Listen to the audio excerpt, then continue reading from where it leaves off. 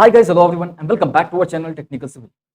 मैं आशा करता हूं कि आप और आपके परिवार वाले जहां भी होंगे सेफ और स्वस्थ।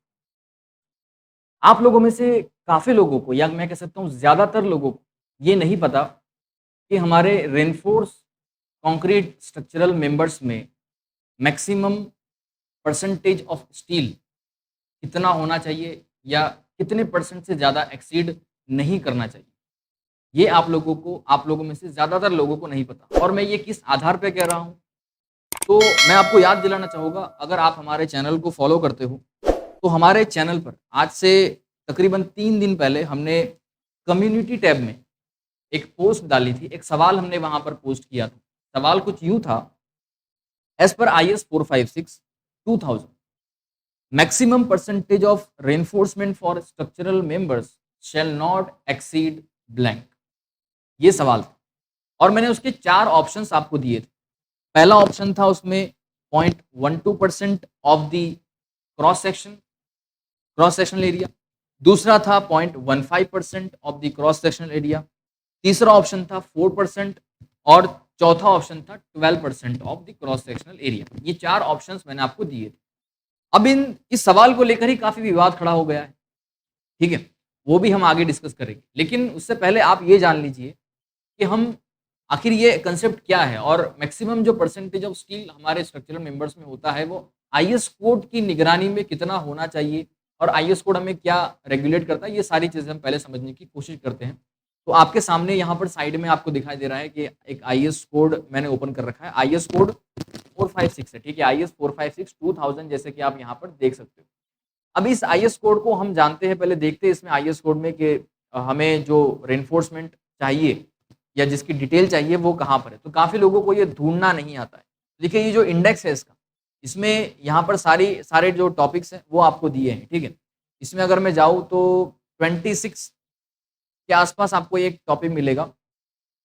ये देखिए यहाँ पर है हमारा, आप देख सकते हो यहाँ पर requirement governing reinforcement and detailing. ये पूरा चैप्टर है, ठीक है, ये पूरा चैप्टर है जो कि आपको 42 पेज नंबर पे अवेलेबल है आप लोगों के लिए आईएस कोड के अंदर। और यहाँ पहला जो टॉपिक है वो है जनरल, उससे हमें कोई लेना देना नहीं अभी फिलहाल के लिए, ठीक है। डेवलपमेंट ये भी नहीं लेना, स्पेसिंग भी नहीं लेना, नोमिन। हाँ, ये जो लास्ट टॉपिक है इस पे जरा आप गौर कीजिएगा। लास्ट टॉपिक क्या, requirements of reinforcement for structural members.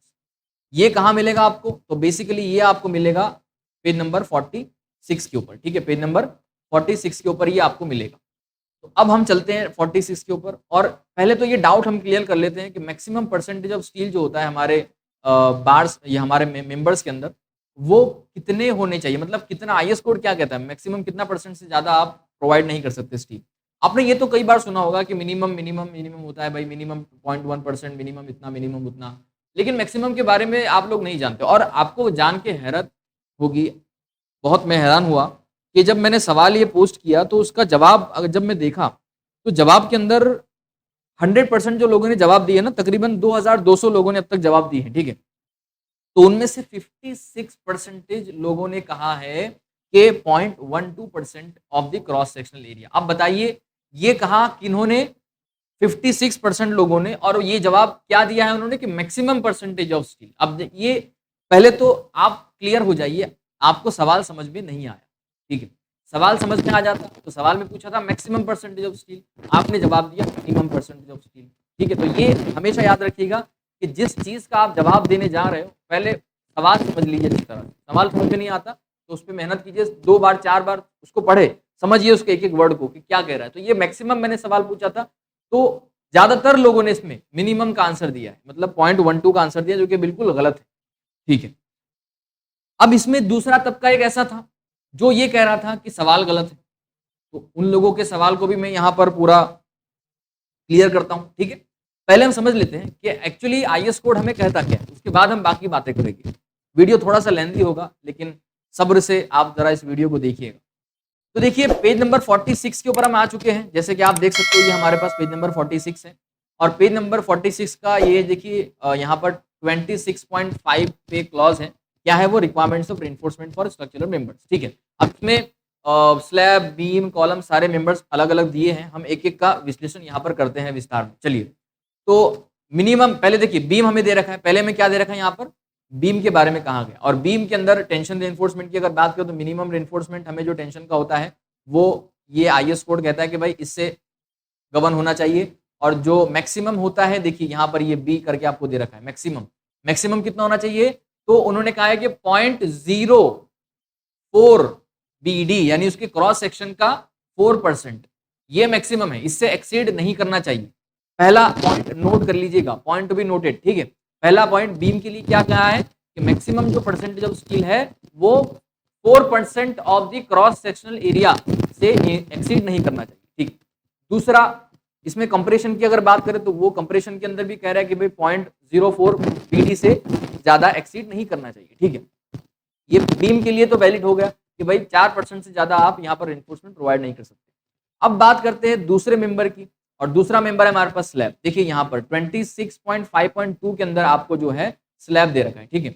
अब स्लैब के लिए इन्होंने क्या कहा है कि मिनिमम का तो क्राइटेरिया है, मिनिमम में इन्होंने कहा है कि अगर आपके पास एमएस बार्स है, ठीक है, अगर आप माइल्ड स्टील रिइंफोर्समेंट यूज करें तो आपको 0.15% से ज्यादा कम नहीं देना, ये मिनिमम की बात कर रहा हूं मैं, इससे कम आपको नहीं देना। और अगर आप HYSD बार यूज कर रहे हो तो आपको 0.12% से कम नहीं देना, ये मिनिमम का क्राइटेरिया। मैक्सिमम का क्राइटेरिया आपको आईएस कोड में स्लैब के लिए नहीं दे रखा, इसके भी कुछ रीजंस हैं, ठीक है।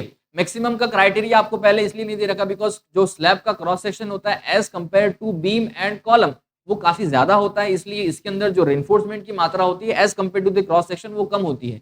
और ये लिमिटेशन दिया इसलिए जाता है ताकि मैक्सिमम एक क्राइटेरिया इसलिए फिक्स किया जाता है ताकि उसके अंदर जो प्रोपोर्शन है मटेरियल्स का वो मेंटेन रहे। अगर आपके कंक्रीट से ज्यादा स्टील उसमें हो जाता है तो उसकी जो क्रैक वगैरह होते हैं वो प्रॉब्लम बहुत सारे आ जाते हैं, क्रैक का प्रॉब्लम बहुत जल्दी आ जाता है, तो और भी उसकी ड्यूरेबिलिटी, उसकी जो स्ट्रेंथ है वो बहुत ज्यादा इफेक्ट कर जाती है। तो ये सारी जो चीजें उसको रोकने के लिए, क्रैकिंग को रोकने के लिए हम क्या करते हैं कि जो लिमिटेशन होती है मैक्सिमम परसेंटेज ऑफ बार्स की वो वहां पर देते हैं, ठीक है।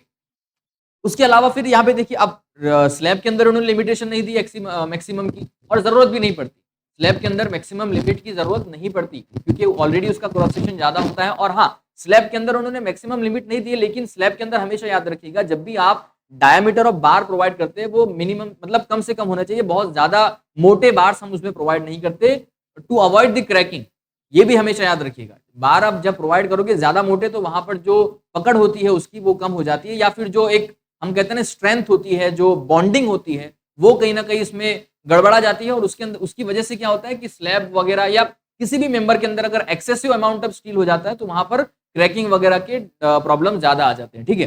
तो इसलिए ये है, अब स्लैब के अंदर यहाँ पर कोई लिमिटेशन नहीं दे रखी है, तो ये जो 4% वाला जवाब था ये स्लैब पे लागू होता ही नहीं है फिर हमारे हिसाब से, जो मैंने आपको सवाल पूछा था, तो ये स्लैब इसमें पिक्चर में नहीं है, ठीक है।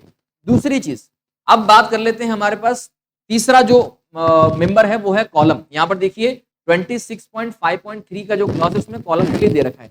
अब कॉलम में आपको क्या कहा गया है कि the cross sectional area of the longitudinal reinforcement shall not be less than 0.8%, ये मिनिमम की बात हो रही है कि भाई 0.8% से कम नहीं होना चाहिए। आगे कहा है nor more than 6% of the gross sectional area of the column, मतलब कॉलम के ग्रॉस सेक्शनल एरिया से 6% ज्यादा भी नहीं होना चाहिए, ये आपको पहले इसमें दे रखा है, ठीक है, ए पॉइंट में दे रखा है। लेकिन इसमें नोट एक दे रखी है, इसको जरा गौर से पढ़िएगा आप, देखिएगा, सुनिएगा, मैं आपको जो सुना रहा हूं। द यूज ऑफ 6% रेनफोर्समेंट में involve practical difficulties in placing and compacting of concrete. ध्यान से सुनिएगा, नोट इन्होंने स्पेशली दी है कि 6% अगर आप रेनफोर्समेंट की लिमिट मान के चलते हो तो वहां पर आपको हो सकता है कि प्रैक्टिकल कुछ डिफिकल्टीज का सामना करना पड़े या फिर कंपैक्टिंग में कुछ सामना करना पड़े, ठीक है। इसलिए इन्होंने कहा गया है hence lower percentage is recommended, recommend किया है, नहीं किया, रिकमेंड किया है कि आप लोअर परसेंटेज इसमें यूज कर सकते हो या करो। अब देखिए लोअर परसेंटेज कितना, तो इसमें भी आगे एक दो चीजें हैं कि अगर आपका जो कॉलम बार्स है, मैं पढ़ के सुना देता हूं आपको, where bars from the column below have to be lapped with those in the column and under consideration, मतलब अगर आपके कॉलम बार्स को नीचे आप लैप्ड कर रहे हो, ठीक है, तब आपको क्या करना है, percentage of the steel shall usually not exceed 4%।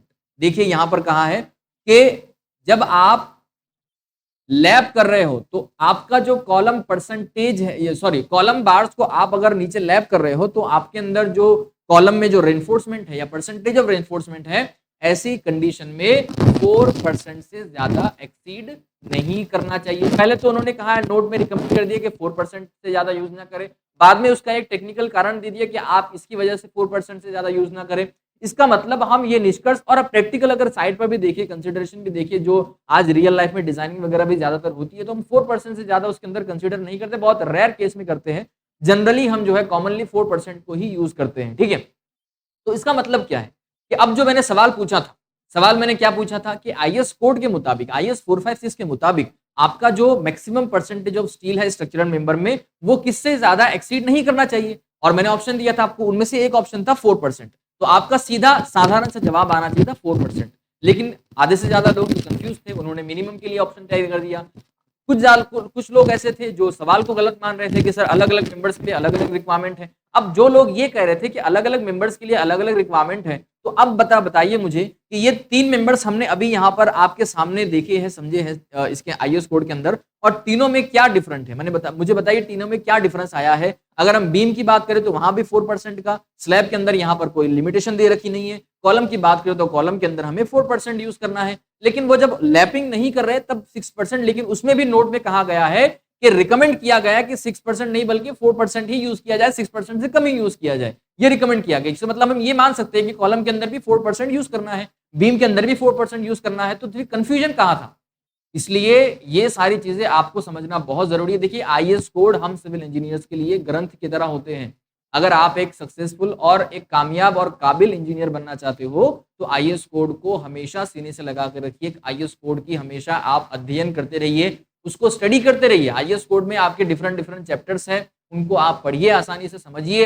आपको कोई आईएएस कोड समझाने के लिए नहीं आएगा कि यार मैं चलो समझा देता हूँ किसी बुक की तरह या किसी एग्जाम्पल की तरह या किसी न्यूमेरिकल की तरह। आपको खुद पढ़ के समझना होगा, ठीक है। तो आप पढ़िए आईएएस कोर्स को, वहां पर ध्यान से समझिए। कुछ प्रॉब्लम आती है, कोई दिक्कत आती है तो टेक्निकल सिविल आपके साथ खड़ा है, हमेशा खड़ा रहेगा। आप हमसे सवाल पूछिए, हमसे आज कमेंट मतलब आप हमसे जुड़िए, हमसे कमेंट कीजिए। We will sure for sure help you, okay. हमारे डिफरेंट डिफरेंट आप हमसे वे में कनेक्ट हो सकते हो, जो आपको यहाँ बॉटम लाइन में दिखाई दे रहा होगा। तो आप हमसे जुड़िए, हमसे सवाल पूछिए, हम आपके लिए हाजिर हैं। लेकिन आप कोशिश कीजिए, आप ट्राई कीजिए, आप मेहनत कीजिए, प्रैक्टिस कीजिए, ठीक है। तो आज के इस सेशन में यहीं पर रखते हैं, समाप्त करते हैं इस सेशन को। मेन उद्देश्य इसका यही था कि आपको पता चले कि मैक्सिमम परसेंटेज ऑफ स्टील हमारे स्ट्रक्चरल मेंबर के अंदर कितना होना चाहिए, कितना हो सकता है। और मिनिमम की तो बात ही नहीं, मिनिमम तो हम बार बार पढ़ते आते हैं, समझते आते हैं, सुनते आते हैं, न्यूमेरिकल सॉल्व करते आते हैं। जो अगर आप स्टडी भी कर रहे हो तो आपको बार बार मिनिमम के बारे में कई मरतबा बताया गया होगा, लेकिन मैक्सिमम के बारे में बहुत कम लोग जानते थे, जो मैंने उस सवाल के जवाबों के जरिए देख लिया, ठीक है। इसलिए मुझे लगा कि इस टॉपिक पर एक वीडियो बना देना चाहिए ताकि आपके कंफ्यूजन दूर हो जाए, ठीक है। चलिए, तो फिर आपसे अगले वीडियो में मुलाकात होगी। तब तक के लिए आप अपना और अपनों का पूरा ख्याल रखिएगा और देखते रहिएगा टेक्निकल सिविल। धन्यवाद।